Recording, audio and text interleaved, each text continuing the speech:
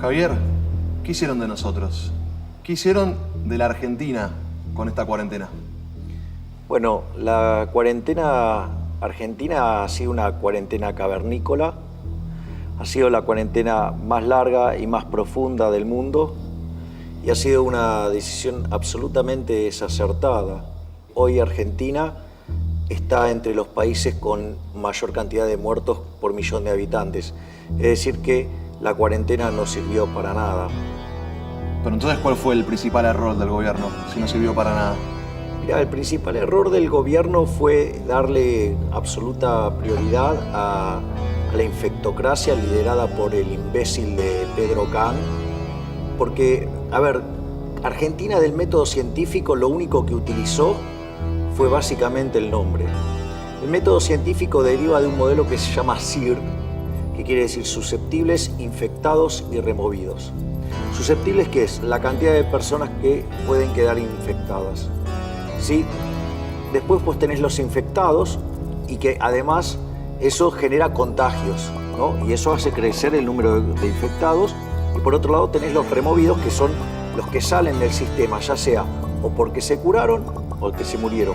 La dinámica de una epidemia tiene que ver entonces con la evolución, ya sea de cómo va infectándose gente y cómo gente va siendo removida. La primera parte depende muy especialmente de los individuos, de decisiones individuales que tienen que ver con básicamente la higiene, con el distanciamiento social, el uso de barbijos, lo que tiene que ver, por ejemplo, con los protocolos. Y la otra parte tiene que ver con cómo se hace cargo el sistema de salud. Y ahí, digamos, juega un rol central el uso de testeos, o sea, que haya testeos masivos. ¿Por qué?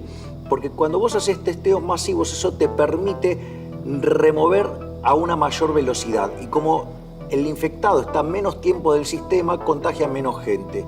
Entonces la clave es, bueno, hacer muchos testeos y además hacer seguimiento, o sea, la trazabilidad, ¿no?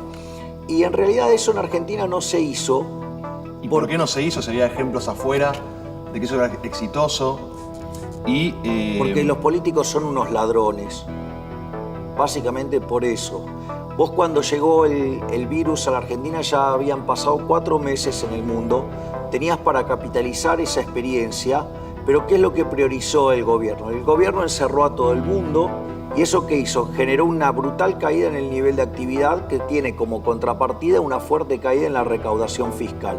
¿Pero qué dijo el presidente Alberto Fernández? Que la de ellos no se tocaba. Los privilegios de la oligarquía política no se tocaban, porque ellos se consideran una casta superior que, digamos, pueden dejar sin ingresos a todo el mundo, pero las de ellos no se toca.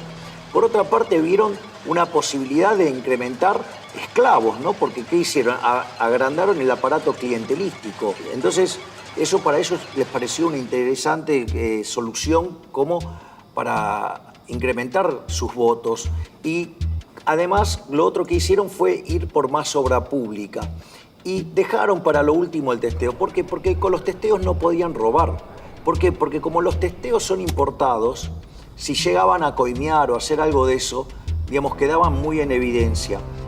Básicamente, el desastre, ¿sí?, tiene que ver con la mentira que es el Estado, porque ¿qué te decían? Que el Estado te cuida. Sucede que vos sistemáticamente estuviste pagando impuestos para que te den un sistema de salud que cuando llegó el momento no respondió, ¿sí? Y tuvieron que hacer inversiones que no habían hecho durante un montón de años, pero además te decían que el Estado te cuide y después ni siquiera supieron contar los muertos. Y obviamente, cuando tuvieron que elegir una metodología para enfrentar la situación, utilizaron una metodología en la cual pudieran robar. Y por eso, digamos, no utilizaron la estrategia exitosa de todas partes del mundo, que fue hacer testeos masivos. A la sociedad le pidieron un esfuerzo gigantesco. Le pusieron un impuesto que es casi al 100%, que es no poder trabajar. ¿Y los políticos qué hicieron de su parte? O sea, ¿qué fue lo que aportaron ellos? Nada. O sea, básicamente generaron un desastre económico, porque mientras que a las empresas, sí, las dejaban sin ingresos, al mismo tiempo la obligaban a seguir pagando impuestos, las obligaban a seguir pagando salarios, a no despedir gente. Es decir, es más, hasta mandaron una ley para suspender las quiebras. O sea, una cosa absolutamente ridícula. Te decían, no, bueno, el Estado te salvó a la empresa porque dio una ATP. No te salvó. En realidad, ¿qué hizo? Te dejó sin ingresos, ¿sí? Y como te está jodiendo la vida, te lo compensa dándote plata por otra ventana. Ahora, pero esa plata, ¿de dónde la sacó? La sacó de emisión monetaria, con lo cual, digamos, es absolutamente espurio. Por lo tanto, ni siquiera hicieron ningún sacrificio, porque lo que deberían haber hecho era bajar el gasto público, ¿sí? Para bajar la presión sobre las empresas y que las empresas estuvieran mejor. Pero eso no les gusta. ¿Por qué? Y porque deja de pasar el dinero por las porosas manos de los políticos. Y la realidad es que Argentina va a estar entre las 3 economías que más caen en el mundo. Argentina está segunda en el índice de miseria. Argentina está tercera en el nivel de inflación. Pero además, ¿sí? Teniendo la cuarentena más larga y más profunda del mundo, tenemos que pertenecemos al grupo del 10% de países con mayor cantidad de muertos por millón. Es decir, es un disparate, o sea, fracasó todo.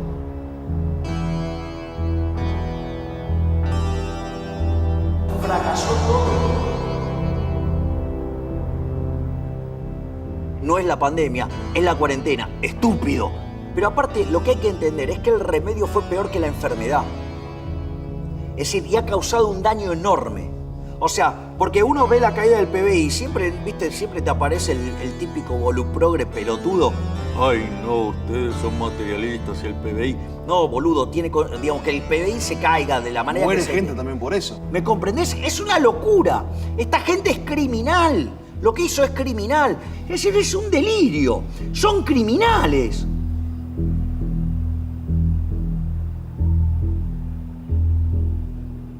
¿Desde cuándo supiste que esta cuarentena iba a ser un desastre? Después de la primera renovación. O sea, porque empecé a... Renovación del plazo de la cuarentena. Claro, porque tenía un sentido la primer cuarentena. Si vos en esa cuarentena aprovechás para hacer un upgrade en el sistema de salud y aprovechás para educar a las personas en cómo enfrentarlo, ¿no? Digamos, todo lo que tiene que ver con el distanciamiento social, la higiene, ¿sí? Digamos, el uso de los barbijos, todo eso. Vos le das tiempo al sistema de salud para que tenga mayor capacidad de respuesta. Entonces, los casos críticos, digamos, se reducen fuertemente y entonces vos tenés que la cantidad de muertos cae. Eso, digo, tenía un sentido. Pero después... Bueno, extendiendo. Claro, pero después apareció algo mucho más complicado y es que al gobierno esto le gustó. Porque consiguió el sueño húmedo de todo zurdo de mierda, que es el control total sobre la población. Esto, digamos que parece una locura, esto está en un libro de Foucault de 1975 que se llama Vigilar y Castigar. En el capítulo 3 trata el tema de la disciplina y cuenta el caso de una comunidad a fines del siglo XVIII, cómo enfrenta la peste. Y cuando vos ves esa descripción, no difiere mucho. Por ejemplo, cuando define quiénes son esenciales y quiénes no, quiénes pueden salir y quiénes no, cómo se los controla, cómo se los vigila, cómo quedan todos encerrados. Claro, ¿me entendés? O sea, es el sueño del comunista, ¿me entendés? ¿Por qué? Porque tiene a todos los seres humanos controlados. Y... Algunas hasta el detalle más ínfimo de la vida de él. Exactamente, pero lo peor de todo es que no se quedaron ahí. Porque Foucault después en 1977 hace una mejora sobre esto y dice al biocontrol, es decir, que te controlen físicamente, le agrega el control de la psiquis. Y eso en el caso argentino, digamos, o sea, en todo el mundo fue grosero, pero en el caso argentino fue peor. Porque vos en todo el mundo, ¿qué es lo que te encontraste? Te encontraste que estaban los zócalos donde en tiempo real te mostraban la cantidad de muertos en el mundo. Jugaban con el miedo de la gente. Bien, ese es el otro punto. El eje central es el miedo. Es decir, porque en el fondo, digamos, o sea, con el correr de los años, o sea, el gran miedo que sigue teniendo el ser humano es el miedo a la muerte. Y cuando, digamos, te amenazan con la muerte, digamos, si te persiguen con la muerte y te la muestran todo el día de esa manera, sin ponerte un orden de magnitudes, o sea, le están infundiendo un miedo a la gente que no tiene sentido. Es decir, a ver, tardaron, digo, ¿Qué decía Friedman? Primero los datos. A ver, ¿cuántas personas mueren en un año en el planeta Tierra? 60 millones de seres humanos. 165.000 por día. Tardó el coronavirus 105 días a llegar a ese número. Es decir, entonces, lo que a mí me parece es que la cuarentena lo que permitió es que gobiernos con vocación totalitaria avanzaran en ese programa. Y el caso de Argentina tiene una complicación adicional. El problema es que con la llegada del coronavirus, ese proceso se retroalimentó y aparecieron todos los orcos de la camporonga, ¿me entendés? Para pronunciar el avance hacia la izquierda y pronunciar la agenda del Foro de San Pablo, porque lo que está haciendo Argentina no es que no tiene plan, el plan es el Foro de San Pablo. Y ese plan, ¿dónde se aplicó? Se aplicó en Venezuela. En los últimos 6 años, el PBI de Venezuela cayó 70%. Tiene una hiperinflación de en torno al 4.900%. O sea, además, el salario de un venezolano es de 72 centavos de dólar por día. Por lo tanto, tenemos cerca de una situación donde el 96% de la población es pobre y el 80% es indigente. A ese modelo de mierda nos quieren mandar estos hijos de remil puta.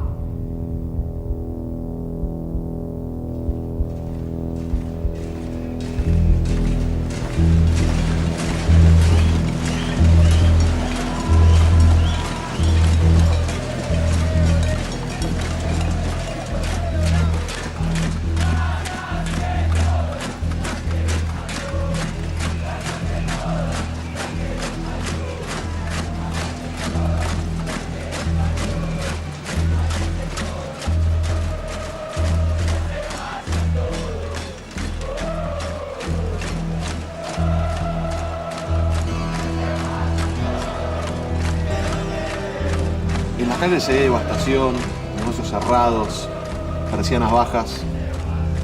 ¿Qué está pasando en la economía argentina? Bueno, Argentina está transitando la peor crisis económica y social de su historia.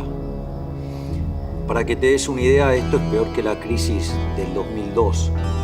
En el 2002 el PBI en Argentina cayó 10,9%, con una caída del 16% en el segundo trimestre del año.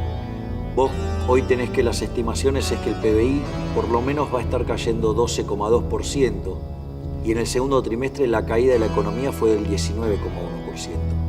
Además, si vos tomás, por ejemplo, lo que tiene que ver con los niveles de desempleo, en la caída del 2002 vos tuviste un desempleo del 25%.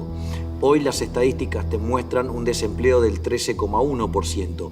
Sin embargo, cuando corregís por el efecto desaliento, ¿sí? ¿Cómo vendría a ser el efecto desaliento? Porque vale la pena explicarlo. Suponete un mozo se quedó sin trabajo porque cerró el bar. Bueno, digo, va a ir a buscar a otro bar si el otro bar también cerró. No es que no quiere trabajar, en realidad no sale a buscar porque sabe que no va a encontrar. Cuando vos corregís por ese efecto, la tasa de desempleo verdadera en Argentina es 29%.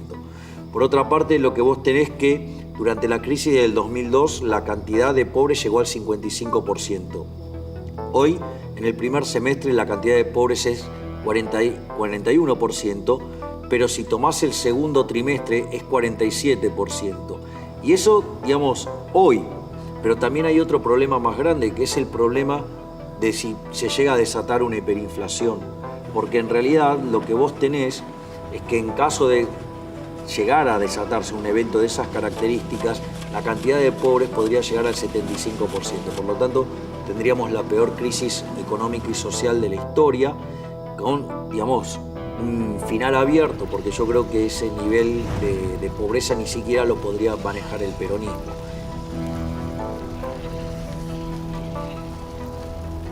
Es cierto que todo el mundo está mostrando caídas, pero Argentina está dentro de los peores. Pensá que la caída del PBI en el mundo va a estar en torno al 3,5%. ¿Y en Argentina? Por lo menos va a caer el 12%, que es lo que espera el gobierno. Por lo tanto, algo mal hicimos. ¿Qué está pasando con el peso, Javier? Que la gente cada vez puede comprar menos, cada vez le alcanza menos, no llegan a fin de mes. O sea, ¿qué pasa con el peso? Bueno, en realidad lo que vos estás viendo es que no es que los precios suban o que el dólar suba. En realidad lo que está pasando es que pierde poder adquisitivo el peso. Como decía Friedman, la inflación es siempre en todo lugar un fenómeno monetario. Y a medida que vos emitas más dinero que la gente quiere retener, el poder adquisitivo del dinero va a caer. ¿Y eso por qué ocurre? Ocurre porque cuando vos tenés un exceso de oferta de dinero, ya sea o porque hay una explosión de creación de dinero, por ejemplo el caso argentino para financiar el déficit fiscal, por otro lado una huida del dinero, lo cual digamos además lo avalo y me parece correcto por parte de la gente que desprecia el peso, porque hay que recordar que el peso es la moneda que emite el político argentino, por ende no puede valer ni excremento, porque esas basuras no sirven ni para abono. Frente a una explosión de exceso de oferta de dinero, ya sea porque estás emitiendo un montón, porque cae la demanda y además tenés una caída monstruosa del nivel de actividad, el peso va a perder valor. Y eso hace que todos los precios expresados en unidades monetarias suban. Es más, el dólar, como es un precio de un activo financiero, sube primero. Después lo siguen el precio de los transables, después los mayoristas, después los minoristas y por último los salarios. Por eso también cuando tenés una explosión del tipo de cambio te sube muy fuertemente la cantidad de pobres e indigentes como consecuencia de que el precio de los alimentos está determinado en dólares. Desde las PASO del año pasado hasta este momento, el tipo de cambio subió más de 300%. Por lo tanto, esta economía trae una inercia inflacionaria, ¿sí?, de 300%. Si yo tomo, por ejemplo, el último dato de inflación de 2,8 y contemplo que hay 70% del índice de precios, ya sea pisado o en cuarentenado, significa una inflación mensual del 10. Anualizado te da 200. Es decir, ponelo como quieras, pero no le dan los números. Además, o sea, vos tenés 8 puntos de déficit fiscal primario, o sea, estás emitiendo a lo loco, digamos, la gente está rechazando el peso, por eso tenés el cepo que tenés, entonces, digamos, y con una caída del nivel de actividad monstruosa, por lo tanto, inexorablemente los precios se van a ir a las nubes, porque además hay otro problema que se llama money overhang. ¿Qué pasa? Ahí, bueno, mirá, la gente, digamos, tampoco puede deshacerse de los pesos tan fácilmente, entonces vos, por ejemplo, lo que ves es que está cayendo mucho la velocidad del dinero. Esperá que se abra la economía, ¿sabés cómo se va a recomponer la velocidad del dinero a los niveles normales? Y cuando empiece a subir todos los precios y el tipo de cambio se vaya al culo del mundo, ¿vos qué crees? ¿Que la gente se va a quedar en pesos? Olvídate. ¡Pum!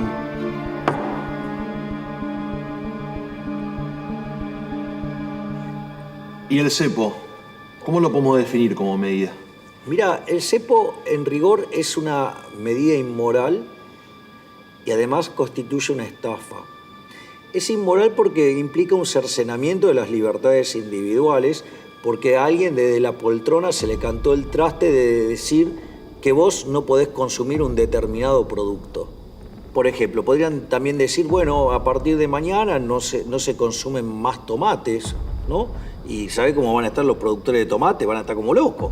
Bueno, acá lo que te está diciendo es que vos no podés comprar más dólares. La realidad es que si vos tu dinero te lo ganaste honestamente, digamos, ¿qué tenés que dar explicaciones? ¿Qué te compras o qué no te compras? O sea, escúchame una cosa, si yo me gané mi guita honestamente, yo no tengo que dar explicaciones a nadie de lo que hago con mi dinero, primer punto. Pero el dólar tiene un elemento adicional que es complicado, que es la reserva de valor que eligió el argentino. Frente a la estafa que es el peso, la reserva de valor es el dólar. Es decir, que es tu consumo futuro. Entonces, cuando no te dejan comprar dólares, lo que te están haciendo es, además, no solo que te están condicionando una parte de tu consumo presente, sino que además te están reventando el consumo futuro. Además, son unos inmorales, porque ellos te dicen que ahorres en pesos cuando ahorran en dólares, ¿no? O, por ejemplo, el otro día una periodista le preguntó a Guzmán sobre sus ahorros en dólares y él le dijo, no, bueno, pero eso es una decisión personal mía. O la señora Cecilia Todesca, que dice que te tenés que enamorar del cepo, pero ella, digamos, también ahorra en dólares. Entonces, la verdad es que lo que uno ve es una gran hipocresía. O sea, son mentirosos, o sea, son directamente mentirosos. ¿Pero por qué hacen esto? Bueno, esto lo hacen porque cuando te obligan a demandar pesos, incrementan la base imponible del impuesto inflacionario. Entonces, ¿cuál es el punto? Que en realidad el impuesto inflacionario es un robo porque es un impuesto no legislado.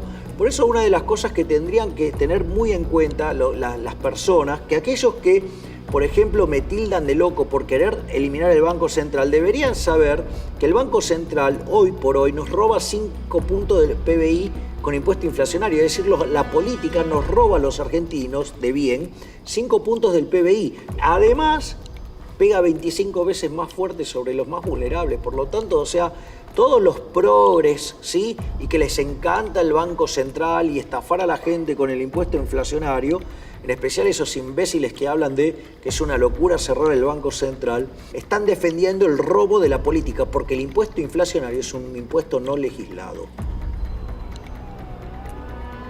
El impuesto país, el impuesto solidario, el posible impuesto a la riqueza. El gobierno quiere subir los impuestos. ¿Es el momento, en medio de una pandemia, una cuarentena, para subir los impuestos? Te cambio el punto, o sea, nunca es el momento para subir impuestos. Es decir, los únicos idiotas que suben los impuestos, además de los argentinos, son los españoles, es decir, la sucursal europea del chavismo. Hablan de la solidaridad, pero no tocaron la de ellos, o sea, la de ellos no se tocó. Dijo, no, eso es un acto de demagogia. ¿Qué acto de demagogia? Le dejaste sin ingresos a todo el mundo y el tuyo no lo tocaste. No solo eso, tenés otro problema más, que dicen que es transitorio. Mentira, digamos, cuando empezó el impuesto a la ganancia, que era el impuesto a las rentas, allá por los 30, era transitorio y quedó. Cuando dijeron que iban a subir el IVA al 21%, que era transitorio, quedó. Cuando pusieron ingresos brutos dijeron que iba a ser transitorio y quedó. Cuando pusieron el impuesto al cheque dijeron que era transitorio y quedó. Cuando pusieron las retenciones dijeron que era transitoria y quedaron. Entonces es mentira, es decir, es mentira, o sea, que van a ser transitorias. Nunca una suba de impuestos es transitoria, porque una vez que pasa el despiole y se recompone la recaudación, los políticos no te la devuelven, se la quedan y la usan para gastar ellos, porque ellos consideran que es mejor gastarla a ellos que la gaste, digamos, el que la genera, el que la gana. Es decir, y eso es lo que termina haciendo que este país sea absolutamente inviable, porque tiene 170 impuestos, tiene la presión fiscal en blanco más alta del mundo, es el país más antiempresa, no solo por la carga fiscal, sino además por la cantidad de regulaciones que llegan a 69.000. Es imposible ganar plata, y por eso, digamos, las empresas se van de acá, se están yendo, porque cuando ven, además, el comportamiento del gobierno en perfecta línea con los lineamientos del Foro de San Pablo, digo, esta historia ya la conocen de Venezuela, por lo tanto las empresas están huyendo despavoridas. Entonces, digamos, estamos frente a una situación que es una locura y que esto no puede terminar bien, no va a terminar bien, va a terminar mal. A mí, me ofusca profundamente cuando aparecen algunos voceros pelotudos del presidente y dice, ay, bueno, pero en toda la riqueza que tiene, tocarle un 1%, hay que ser generoso. Siempre generosos con la ajena. ¿Por qué no? ¿Por qué, digamos, en función de cuánto van a... No funcionaron, no se bajaron nada. No, bueno, pero además, por ejemplo, hay un estudio del BID que muestra que, por ejemplo, la ineficiencia técnica del gasto público en el mundo. ¿Cuál es la región que tiene la ineficiencia más grande? América Latina, con 4,4% del PBI. ¿Cuánto tiene Argentina? 7,2%. 7,2%. Mirá si tienen para bajar. ¿Y sabes qué? Que dentro de esos 7,2 hay 5 puntos del PBI de choreo. Entonces no pueden dejar de robar y a nosotros nos siguen rompiendo el orto a impuestos. ¿Pero por qué no se van a cagar? ¿Me comprende lo que te digo? O sea, me tienen podrido. Te ponen cara a un gesto adulto y dicen, no, bueno, en realidad hay que hacer un esfuerzo. Y el esfuerzo nunca lo hacen ellos, ¿me entendés? Y además utilizan argumentos que son falsos. Porque esa riqueza que tiene el individuo, en algún lado la tiene. ¿Cómo la tiene? La tiene en un formato de ahorro. Y ese ahorro es lo que permite financiar la inversión y que esa inversión genere nuevos puestos de trabajo y genere crecimiento. Y cuando vos agarres y destruyas eso para dárselo al sector público, para que lo dilapide, o sea, ¿qué vamos a tener? Menos riqueza, digamos, vamos a tener menos ahorro disponible para financiar inversión y por ende vamos a ser más pobres. Y además, otro que vos vas a saber, que los incentivos están para el culo, porque digamos, o sea, ¿qué incentivos tenés vos a acumular riqueza si va a venir el gobierno cuando se le canta el culo y te la roba?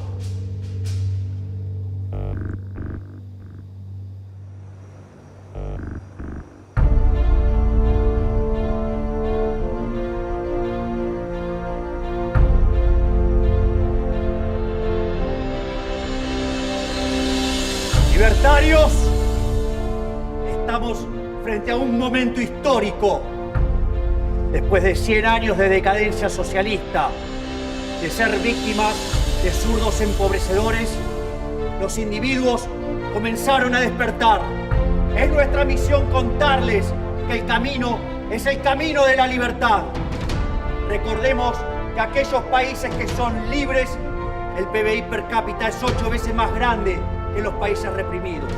Además, el decil más bajo de la distribución está 11 veces mejor que su equivalente en el país reprimido y además están mejor que el 90% de la población. Tenemos 25 veces menos de pobres estándar y 50 veces menos de pobres extremos. Recuerden que somos superiores en el plano de la moral, ya que el socialismo se basa en la envidia, en el odio, en el resentimiento, en el trato desigual frente a la ley, en el robo y en el asesinato, mientras que nosotros nos basamos en el respeto irrestricto del proyecto de vida del prójimo, donde solamente es posible ser exitoso sirviendo al prójimo con bienes de mejor calidad a un mejor precio. Y como si todo esto fuera poco, somos superiores estéticamente. Recuerden lo que era la Unión Soviética, lo que eran sus edificios, cuadrados, oscuros, sin ventanas, con la basura de Cuba, que parece un queso gruyere. Comparen contra la maravilla que es Nueva York. Por lo tanto, la victoria será nuestra. Avancemos sin miedo. ¡Viva la libertad, carajo!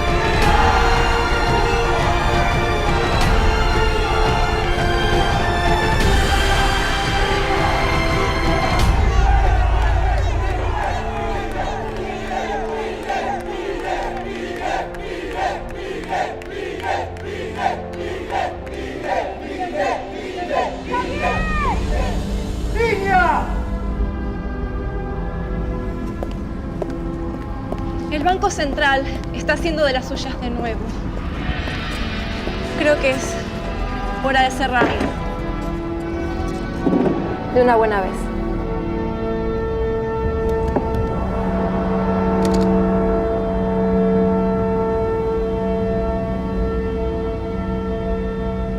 ¡Destrucción! ¡Destrucción! ¡Destrucción! ¡Destrucción! ¡Destrucción! ¡Destrucción! ¡Destrucción! ¡Destrucción! ¡Destrucción! ¡Destrucción! ¡Destrucción! ¡Destrucción! ¡Destrucción! ¡Destrucción! ¡Basta inflación!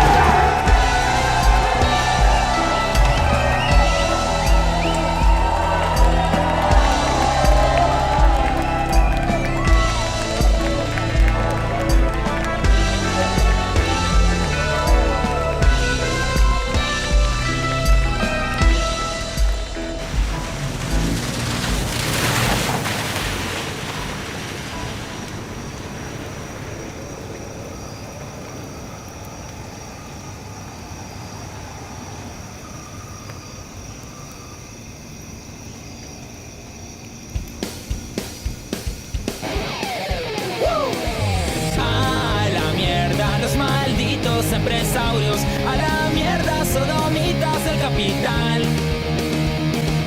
Basta de basura keynesiana, ha llegado el momento liberal.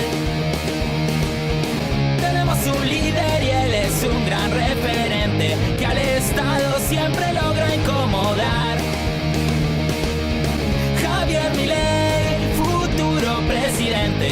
Javier Milei, el último punk, siempre en contra de la presión tributaria, siempre en contra del estatismo abusador, combatiendo por una Argentina libertaria y por la libertad del pueblo trabajador. Hace más de un siglo nos gobiernan los buenistas, los que roban para de lacras mantener. Esos que pagan a dudosos funcionarios, que el dinero de la gente quieren retener. Que estamos bien, comparados con qué. Que estamos bien, comparados con qué. Que estamos bien, comparados con qué. Que estamos bien, comparados con qué. Si seguimos así, arruinaremos nuestra vida y vamos a envidiar el bienestar de Somalia.